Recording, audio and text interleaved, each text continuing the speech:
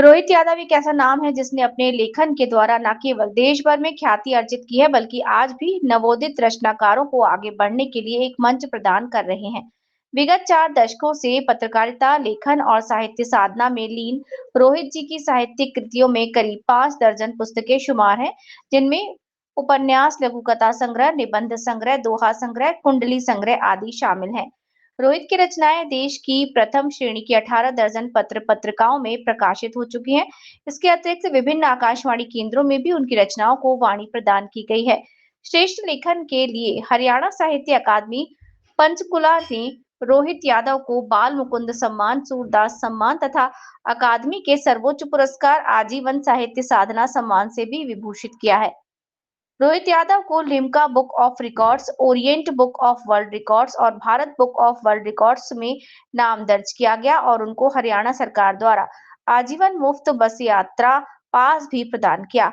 4 दशक पूर्व रोहित ने जो साहित्यिक पौधा लगाया था, आज वो एक विशाल वट वृक्ष बन चुका है, जिसकी शाखाएं और टहनियां छतनार बनकर नवोदित कलाकारों को आश्रय प्रदान कर रही हैं।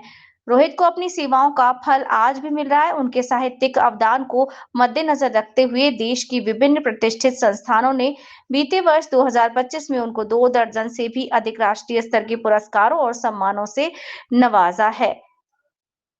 जीवन के 70 साल पूर्ण करने के बावजूद भी रोहित जी में कुछ और करने की महत्वाकांक्षा अभी शेष है।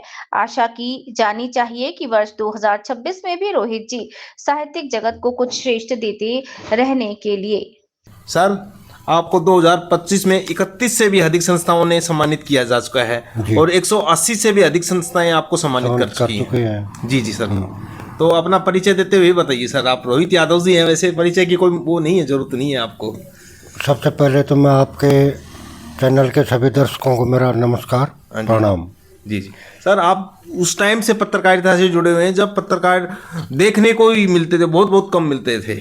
ऐसा था कि मैं 1975 में नवा टाइम से जुड़ा था पत्रकारिता में। जी जी। और टिल 2005 तक मैंने नवा टाइम से काम किया। जी जी।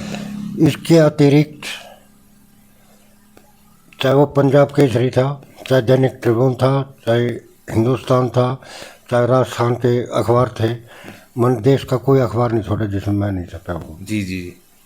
और लगभग 100 से अधिक साहित्यिक पत्र पत्रिकाओं में मेरे लघु कथा, कविता, कुंडली, कविता, द्विपदी, दोहे बहुत छपे। जी जी। तो सर, और टोटल मेरी पुस्तकें अब तक 60 पुस्तकें मेरी प्रकाशित हो चुके। 10 पुस्तकें मेरी पेंडिंग पड़ी हैं क्योंकि मैं बीमार होगा 1.5-2 साल से। नहीं सर, तो आज हम आए हैं आपको, आपने पहले ही कह दिया मैं आज बीमार हूँ, फिर भी हम चाह रहे थे कि मैं तो आपका स्वास्थ्य का ही हालचाल पूछने के लिए आया था। फिर हम देखे कि भाई आपका एक छोटा सा इंटरव्यू जाना चाहिए, आपका पॉडकास्ट हम करेंगे एक दिन विस्तृत जानकर उसके लिए।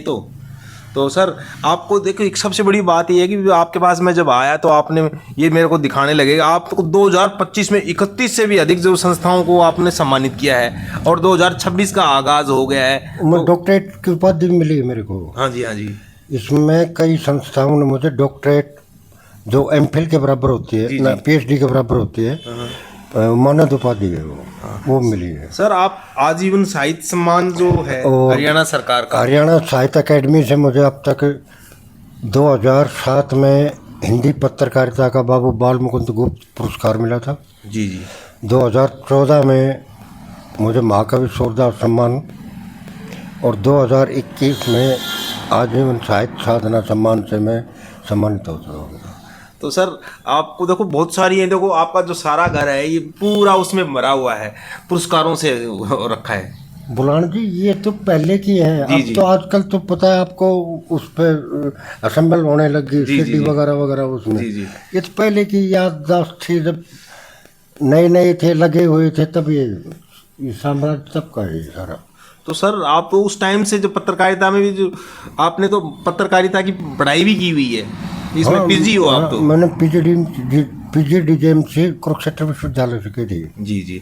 तो सर एक दिन हम तो विस्तृत जानकारी के लिए और आपकी जो आज के जो पत्रकारिता में क्या बदलाव आए हैं और नया क्या देखना चाहते हैं, इसके लिए तो हम आपका विस्तृत एक इंटरव्यू लेंगे और आपसे जानकारी लेंगे, जानकारी साझा करेंगे, ताकि जो नए जो आ रहे हैं, तो आप संक्षिप्त में ये कहिए 2026 का जो आगाज हो गया है, इसमें नया क्या करने जा रहे हैं? वैसे तो आपका स्वास्थ्य अलाउ नहीं कर रहा है। इस पर मेरा ये कहना है जी, पहले आज़ादी आंदोलन से पहले की पत्रकारिता, जी जी, आज़ादी आंदोलन के बाद की पत्रकारिता हाँ जी, और आज की पत्रकारिता बहुत कुछ बदल चुकी है। जी जी, ये अपने मूल्यों से भागती जा रही है। जी जी, पहले आज़ादी से पहले पत्रकारों का लक्ष्य था कि हमें मुल्क आज़ाद करवाना है। जी जी, और उन्होंने करवाया, अपनी आहुतियाँ देख के सभी तरह। जी, आज़ादी के बाद वो धन कुबेर बनने के चक्कर में पड़ गए। जी जी, और आज वो तो सारी प्रकाष्ठा तोड़ गए, जी जी, स्वार्थ सिद्धि में लग गए। पत्रकारिता बिल्कुल खत्म हो चुकी है।